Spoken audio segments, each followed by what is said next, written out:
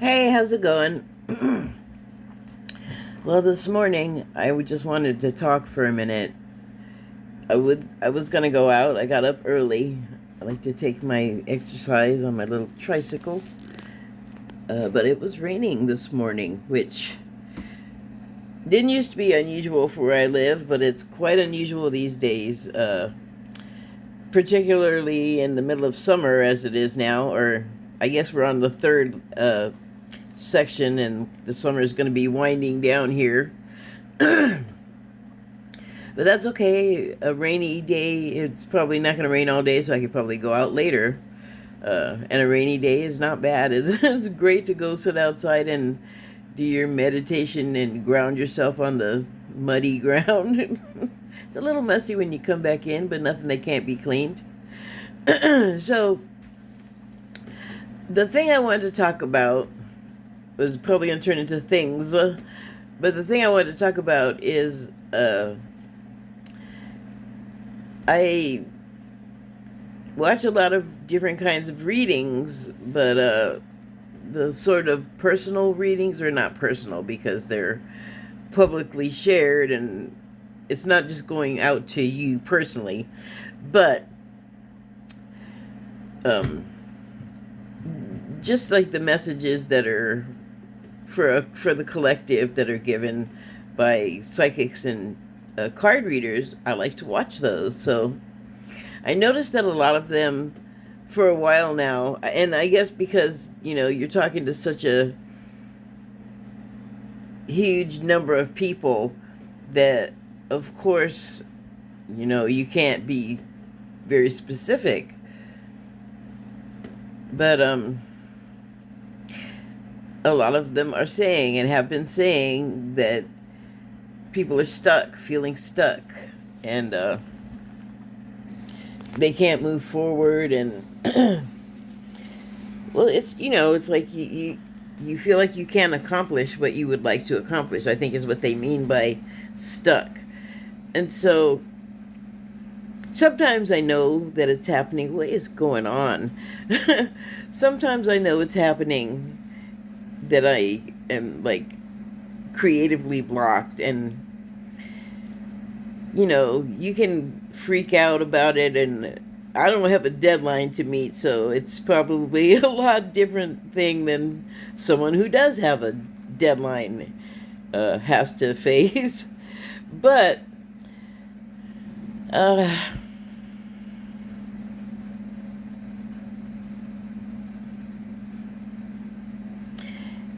when you get blocked and you feel like you can't move forward creatively, and when I say you, I mean me and you, it is better to just, what they say, like if you're trying too hard and you can't come to the conclusion or find the answer that you're looking for, they say sleep on it. People say sleep on it. I don't even get they into it. They is a whole nother group of people. But it used to be a pretty common saying. I would imagine it still is that if the problem is escaping you, then stop thinking about it for a while, and you basically just have to unclench, like everything, your whole body, and really just drop it and forget about it. And I know that's like the last thing you want to do if you're stressing out about a deadline, but the point is that is stressing out about the deadline and stressing out about not focusing on it, over focusing on it. That's going to get you to that place where your mind is unclenched and the idea or the answer can squeak in. So I sometimes like I said, sometimes I know I'm stuck and sometimes I don't. So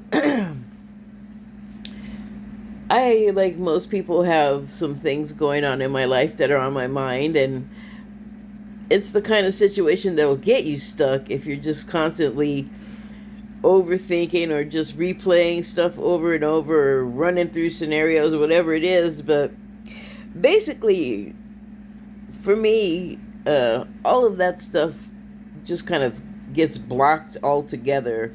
every once in a while. And like I said, because I am not on anyone else's clock, I can, excuse me, come on, I was having some peanuts earlier. So anyway,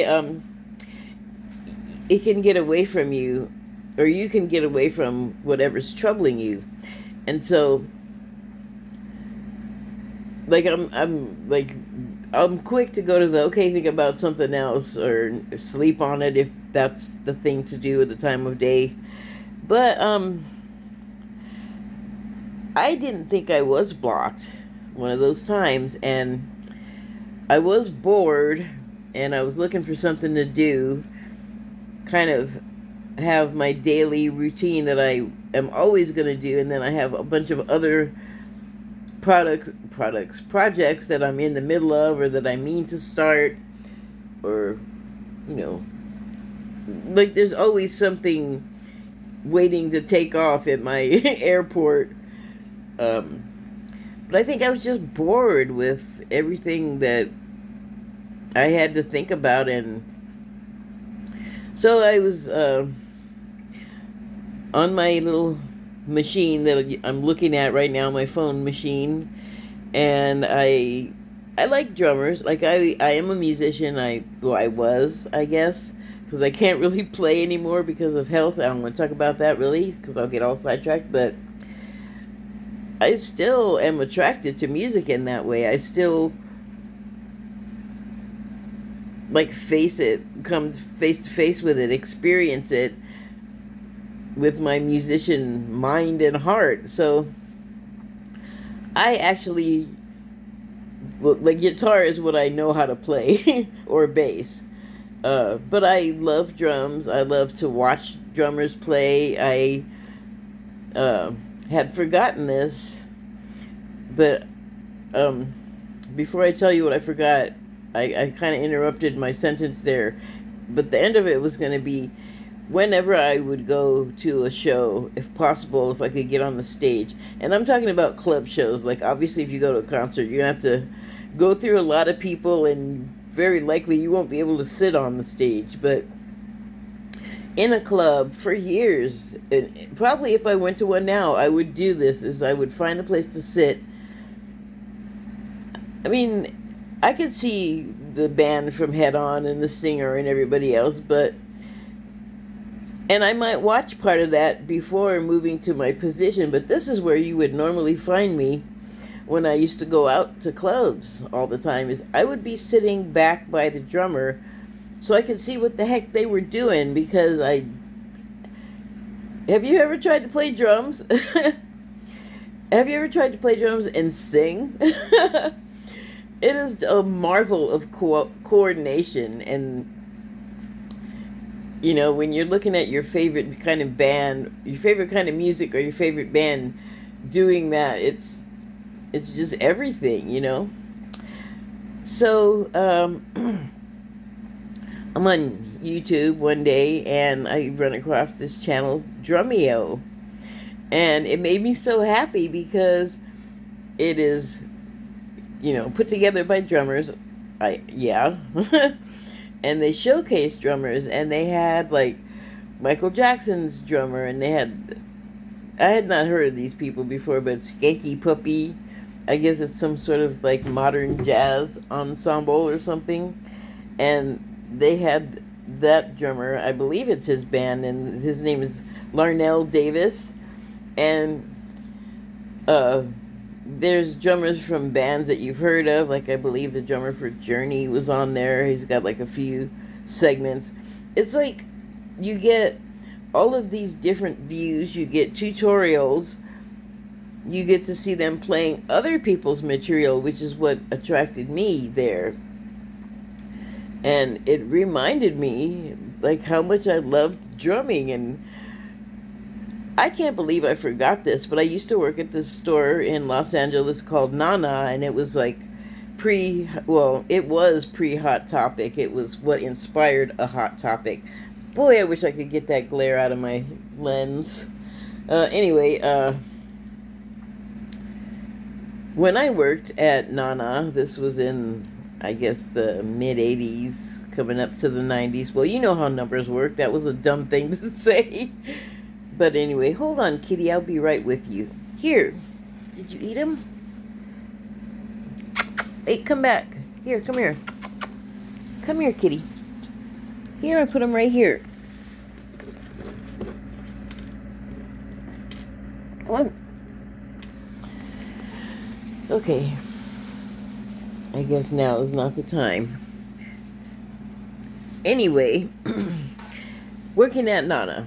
So one of my and I was in a band. Most of the people that worked there, well, not most of them, but many of them were in bands. There was a guy that was in Jane's Addiction that worked there. You wouldn't have heard of my band because it was just a local small thing, and it was the Bobby Bratt Band, who was my co-worker and my singer, and I played bass in that band. But you know, if you work retail, which this place was, it had like 3 different sections, which was like accessories and like tchotchkes, I guess, in one store, shoes in one stores, and at that time they had the whole U.S. contract to sell Doc Martens. Like, they were the only one for several years, and then they had like all these different designs. So and it wasn't just Docs, it was like all kinds of shoes. So then the other store was clothing, and obviously, you know what clothes are. So I ended up working with the drummer of Faster Pussycat a lot, and his name is Mark Michaels. And we just hit it off, you know. We were just friends, you know. We had a great time talking and hanging out. And we did this thing, or the store did this thing, a lot of places do, called the Secret Santa. And Mark ended up being my Secret Santa. And at the time, like, all these things converged. Like, Faster Pussycat got signed, so Mark got this whole new drum set. And my Secret Santa present for Mark was a drum set. I'm getting goosebumps. It made me so happy. And it was in that moment when I remembered it, and remembered like the emotion that I felt. Like, oh, okay, I'm getting all choked up. But it was just so sweet and such a generous thing to do that I just, like, I still can't believe it. But I got to go home every day after work, and it was stressful. Like, dealing with the public is stressful at a retail place, and this was before the advent of the Karen moniker, but they were out there. So yeah, it was stressful. You have to basically take people's stuff all day and behave as if you're a store mannequin and not be affected by it, and that's hard for me. Even if I don't say anything, my expression gives away exactly what I'm feeling, I guess, because I would get in trouble all the time for having an expression. I don't know how to make myself not feel whatever I was feeling at the time from whatever garbage was being dumped on me. So it's kind of like, okay, sorry, I'll try not to express. I don't know what they thought I was supposed to do. But anyway, I would come home and I could sit down at that drum set with some beer and just, like, relax. And my favorite thing to do was sit there and play along with Aerosmith Bootleg. Like, it was just literally my speed. So I just wanted to talk about that whole everything I just said, because it completely took me out of the stuckness that I kind of didn't even realize I was in, because I was still producing, but there was a feeling, an underlying emotion that I was feeling that I wasn't consciously aware of, and I couldn't have named it before. I had all these memories that got dislodged because I like looking at drums, because I like looking at drummers. But hey, whatever lets it in, whatever, like, allows you to unclench and lets the good feelings squeak in, that's what you want. I mean, it's a multi-pronged approach. It's asymmetrical, whatever you want to call it. Sometimes we got to trick ourselves, you know? And I think that's a universal thing, because I've certainly heard people talk about it in like any kind of situation you can imagine. So like everyone experiences this. We get clogged up and we don't realize it. And I think it's the thing to do is not go hunting for the clogs, but not even looking for like the clog cleaner. Just sleep on it, forget about it, drop it. If you're not making progress anyway, you got time to stop what you're doing and, my God, reset your mind. Go do something else. I promise you, you'll be happy you did it. It's going to pay off dividends for you. Thank you and good night.